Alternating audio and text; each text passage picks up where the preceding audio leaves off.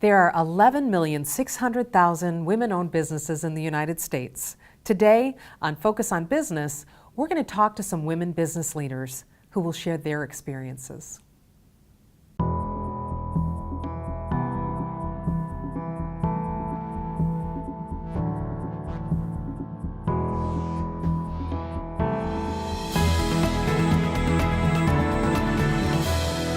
The Small Business Association of Michigan recently published a study on women in business. Women in business in the United States employ over 9 million people. Lori, tell us some more about this study. There's really some good news for women in this study, women business owners. Nationally, it's showing that women-owned businesses, small businesses, are growing across the United States. Almost 39% are women-owned businesses. And in Michigan alone, 40,000 are Michigan-owned businesses, small businesses. And yet, with that kind of growth, it's a relatively new business ownership, so there are differences. There are challenges and differences in the way that women approach business. Absolutely. The study also shows that there are barriers for women, female entrepreneurs, women business owners. Some of those are in the areas such as funding. Women tend to ask less frequently for funding. They tend to ask for less money when they're going to seek a loan. They also have different communication styles. Communications is a big key in successfully running a business, and I think women entering as the minority gender in business particularly run up against things like negotiating, sales language, and fierce communications when those kinds of communications are needed. But in particular, negotiating seems to be something that's a wider barrier. Can you talk about that a little bit? Yes, the data definitely shows there are differences between men and women when they're negotiating. Specifically, women tend to negotiate better on behalf of someone else. If they're negotiating for someone else, they're fierce. If they're negotiating for themselves, they're a little more timid. There also tends to be a gender gap in terms of experience. Women tend to be less experienced in negotiating, therefore they're not quite as good. Well, thanks. You can get more of this study at sbam.org. I'm Lisa Smith, and this is Focus on Business. We're talking with women business owners today. We have Lisa Speaker from Speaker Law Firm and Karen Gallagher, owner of Wellness Institute of Michigan. Good to have you here. I'm citing some statistics from a piece from the Small Business Association of Michigan. It's about women, and women-owned business sector has grown 114% over the last 20 years.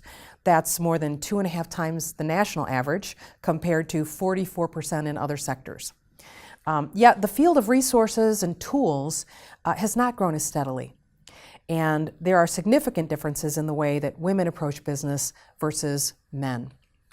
So I'd like to talk a little bit about that. First, let's talk about how long have you been in business, and have you always been a business owner? I opened my law firm 12 years ago, but I had worked in private practice for other employers before that. I have been in business for 20 years, and prior to that I was an employee of another company as well. So making that transition was an interesting process to get ready to open the business. Right, that's about risk. That's about a lot of unknowns, I'm sure, as I have also been through. So you're seasoned owners. What are some of the things that you've done to grow your business over the years? Well, first I had to make a conscious decision that I wanted to grow my business. I had a really good foundation for the first 8 years of my business, but it wasn't really growing. It was just staying at the status quo, which was a sustainable business, but I had to make a conscious decision that I wanted to grow my business. And I did that by starting to work with a business coach. And the business coach helped me see that I had to have other tools in place to make my business grow. I couldn't just do the same things I had done for the past 8 years and expect to get the same, or expect to get different results by doing the same things I had always done.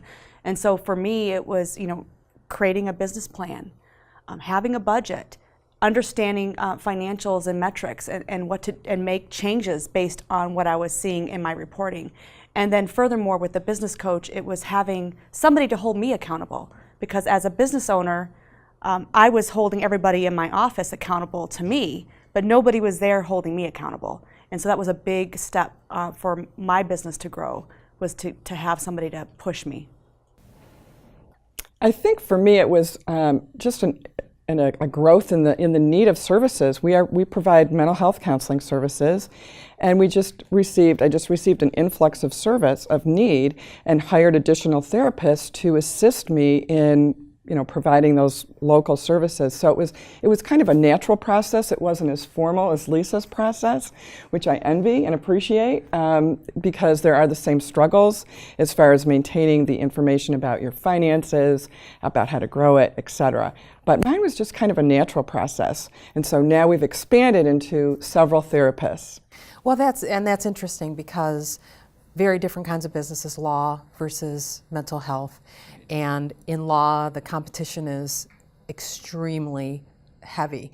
For your business, you actually encountered a very natural door kicking open that happened. The Affordable Care Act happened. Yep, absolutely. There was, as the decades roll on, there's more adoption and more people who are comfortable with accessing mental health services, right?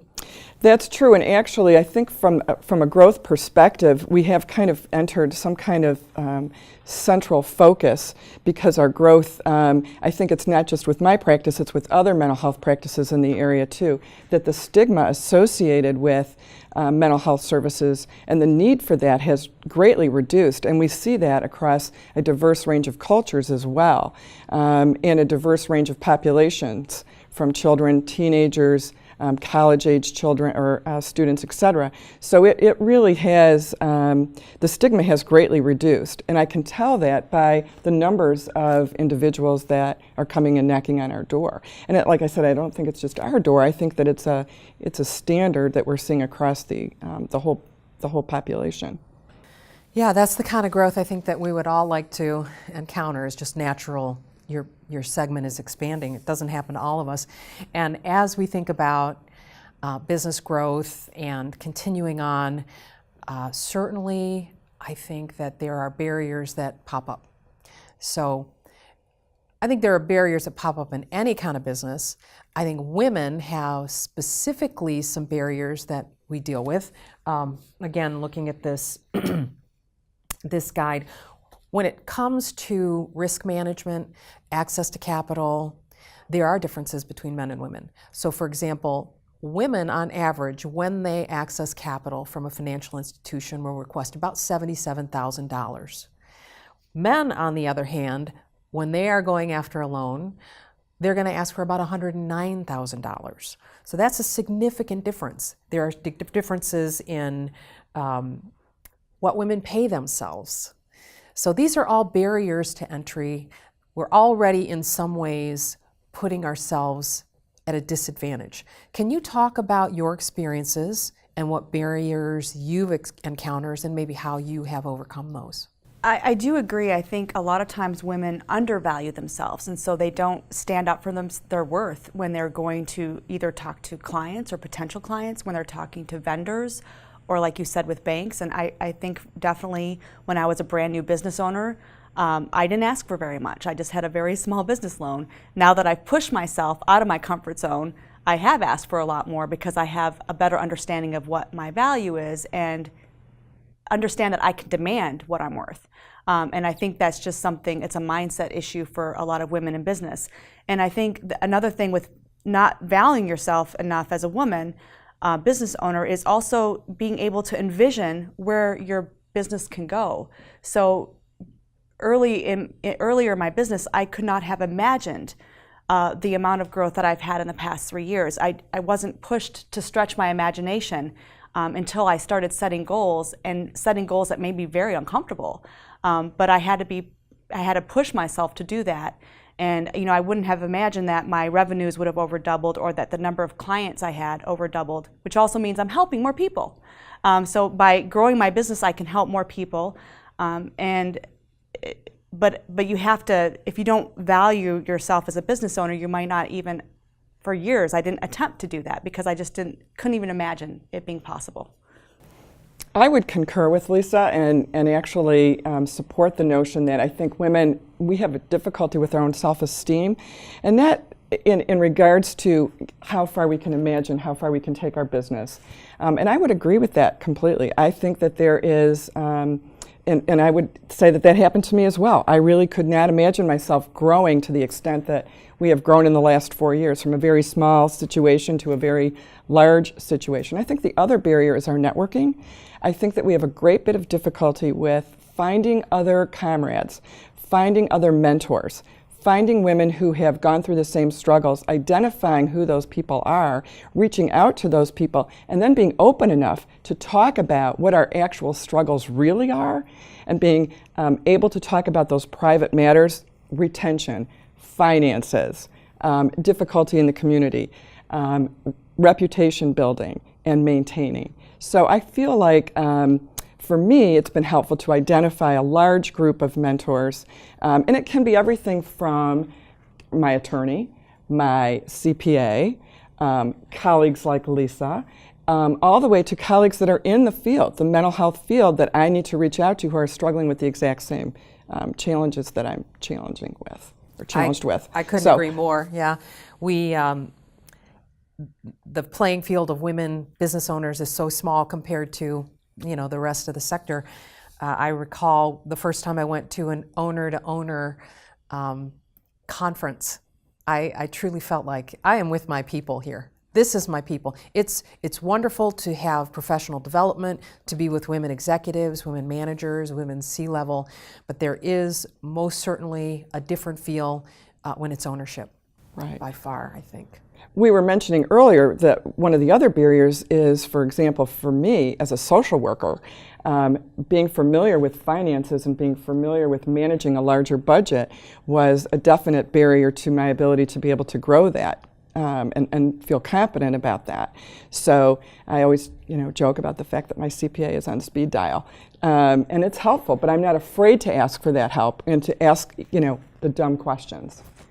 That's fascinating. I think one of the things that I hear over and over again when I talk to women owners is that the financials are something that they're not strong in. And when you begin then to talk to women who are strong in financials, they figured it out, they know how to read it, they do have their accountant on speed dial, the numbers do bear that women are more successful with seed funding, with crowdfunding, with finding capital and bootstrapping, because we do crawl into it very specifically once we understand what those numbers can look like. Let's talk about the biggest challenges that you've faced. I guess what I'm trying to say is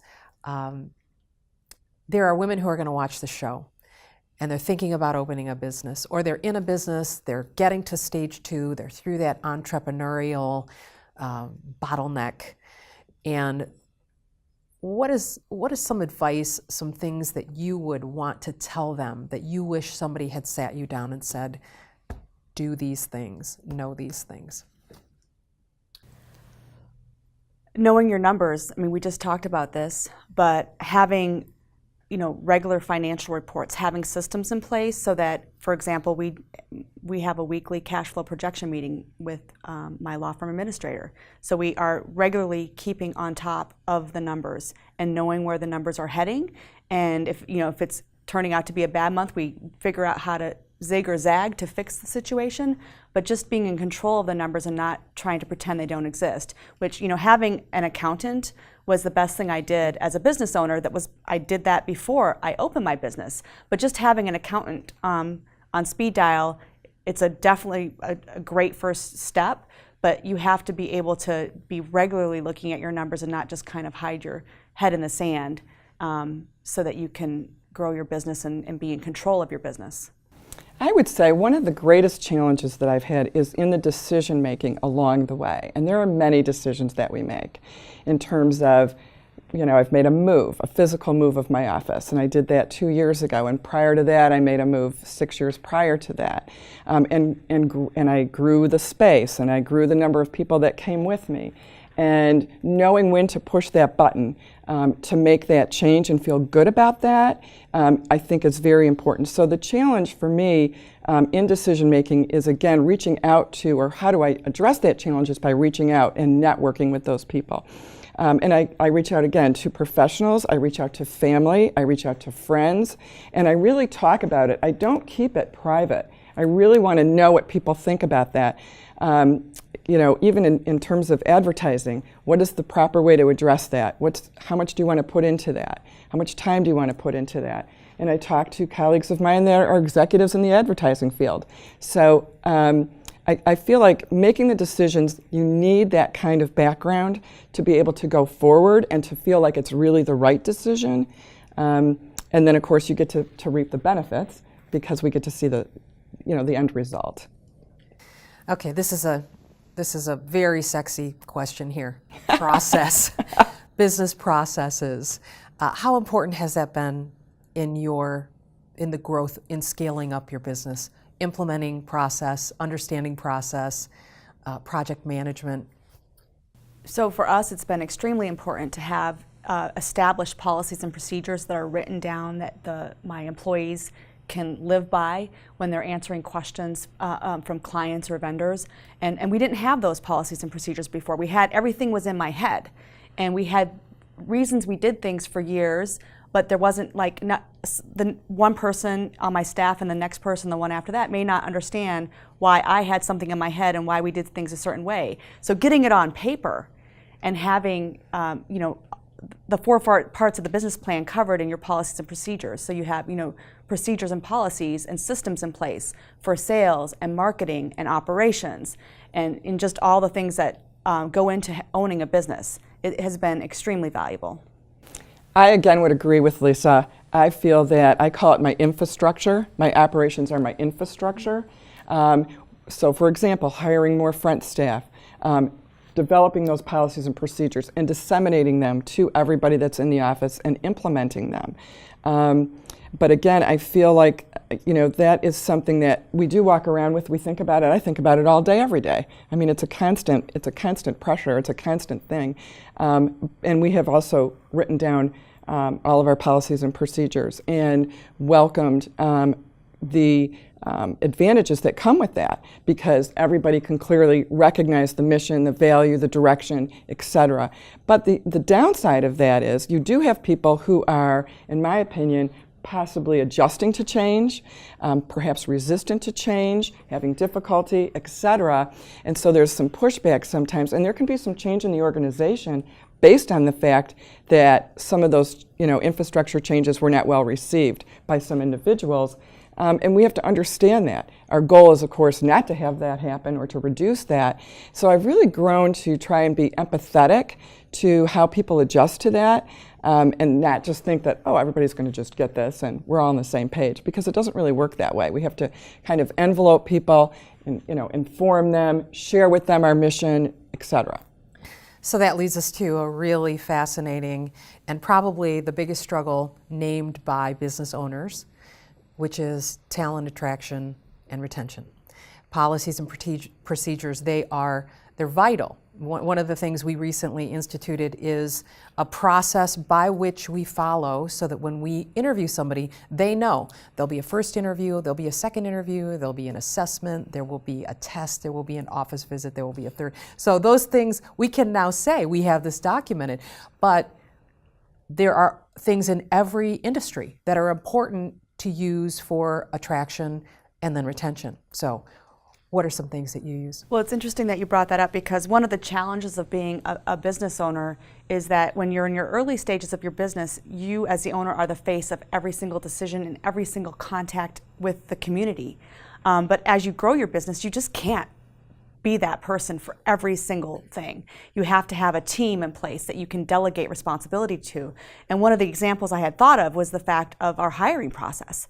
I am 3 or 4 steps removed now from the hiring process, and I am the one that makes the final decision, and I do get to meet still, because my business is still small enough, I am still one making the decision about who to hire, and maybe in 10 years that won't be the case. But I am not the first one that sees a resume. I'm not the one we have a quiz that applicants have to fill out if they meet the first criteria, and then they have an interview with somebody on my team who's not me, and I don't know anything about them until after my team brings me recommendations based on the first 3 or 4 steps of the process. And so I think there's a lot of talent in Mid-Michigan, and I have not had any trouble at all finding really good talent, but you have to have a process about how you're going to find that talent and not just hope that putting out a really generic ad without sharing your vision of what you need that person to fill is going to bring the right person to you. Definitely. Let's end with one thing. I think that owners, once you get into this position, you realize there's an emotional paycheck about business ownership. Let's just take a minute and what surprised you the most? How invested I am in my people, and how invested I am in the company, and how much I deeply care about them. I could add one more thing. I feel like when there's a setback of any type, I really take that. That's very difficult for me. It's very hard. I feel it 100%. Great. Thank you so much for being here today. We certainly appreciate it. And good luck to you. Thank you for having us. Thanks.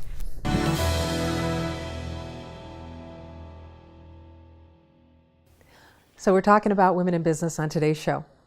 Women are opening businesses in record numbers, more so even than men. I want to know, do you have any advice for women on communicating with their tech team? Absolutely. It's a great question, and what we've seen historically is that men come up through the tech ranks more than women. Technology is a male-dominated field, and so when women get into a leadership position, they didn't have the background, or they may not have served in a technology position, and it might put them at a disadvantage. When they're talking with their tech people, they need to have the skills and to be able to pull information out of these guys, because that's what 90% of them are. And so that's the challenge. All right, so what are the breakdowns in communication? So typically what we see happening is the tech person will dominate the conversation with geek speak, adding in things like 120 GB and SSD this, i5 that, other things around that are just technology speak. We don't like that. The other thing is nerdjacking the conversation. I don't even know I'm doing it, and I could have a conversation with you and I can watch your eyes glaze over and I can tell you're not getting it, but if I'm not paying attention to those clues, then I'm going to keep on going, and 3 minutes into the conversation you're going to go, I don't have any idea what he just said. So that we want to avoid that, and it requires the communication on both sides. If I start to nerdjack you, that's a problem, and you need to put a stop to it by, wait, Jeff, okay, help me understand this. Help me, what is the benefit of doing that? What can I do? How is this going to help us grow the company or do the things that we need to do? Well, that's great information. Thank you. I appreciate that. And we'll definitely see you next week on Focus on Technology. Thanks. Focus on Tech, brought to you by Providence, making technology easier.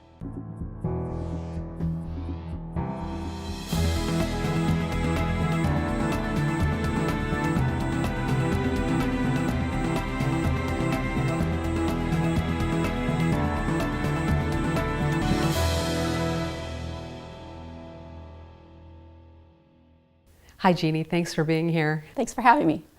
You're president and CFO of a bank. That's correct. That's fantastic. Thanks. Are there lots and lots of you out there? There are not lots and lots of me out there, but there are a lot more of me out there than when I first started in this business. Typically, when I go to a meeting, the lines in the women's restrooms are much shorter than the other side. We'll take it, right? Yeah, absolutely. That's great. So as a woman who's had so much success in your career, what piece of advice would you give to women business owners?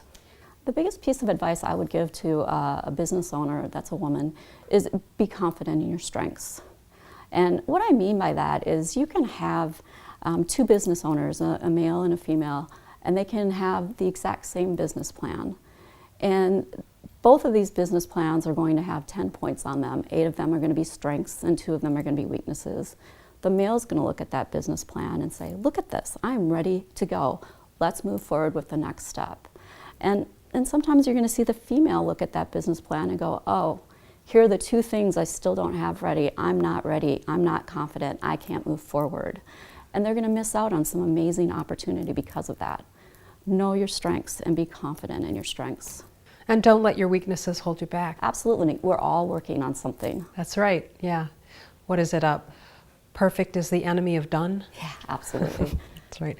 So women can use some mentorship. Do banks offer mentorship and support for women owners? I can speak to that from my perspective in my bank and say that all of our lenders are acting as mentors and advisors for all of our customers. We know that we can't be successful unless our customers are successful. So anyone who comes into our bank looking for that type of advice is going to get it from our lenders. Excellent. Any other advice you'd give to an owner outside of the banking relationship? I think it's important for women to find other women business owners. And I think it's important for them to network and learn from those people. Great. Thanks so much. Thanks for being here. Thanks for having me. Focus on Banking, brought to you by Michigan Bankers Association.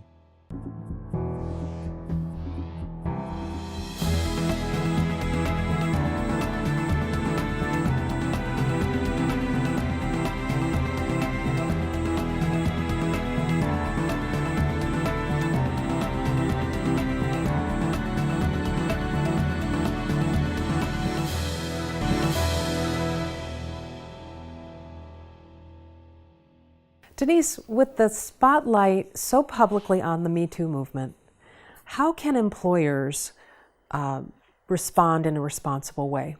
Right. An employer needs to know that after the Me Too movement, they need to ensure that all of their staff is very aware of the boundaries and of the law. Great time to review these policies in your employee handbook. Wonderful time to bring in a human resources person to explain what sexual harassment is. And we need to remember that sexual harassment doesn't become illegal until the employee actually complains about it and the employer does nothing. So an employer who wants to manage this risk needs to make sure that their employees know that they have an avenue for a confidential complaint and that that is available to them and that they are encouraging their employees to use it. So from leadership perspective, we need to say very clearly, we do not tolerate this kind of harassment and or misconduct, and make sure that employees know that you can speak up. Is that correct? Correct, and make sure that they need to speak up. If they have experienced anything like sexual harassment, they need to actually speak up, because this does not become an illegal act and the employer does not become liable until the employee speaks up. You need to make sure that you're encouraging that with your employees for a healthy work environment. Sounds good. It sounds like a very solid policy and procedure needs to get written down and be very clear and transparent. And more training. Yeah, more training. More training. Yeah, probably could help. Thanks again. Focus on Law, brought to you by Policella and Associates, PLLC. Thank you for joining us. We hope you got some good information if you're a woman-owned business owner on everything from banking to technology. We'll see you next time on Focus on Business.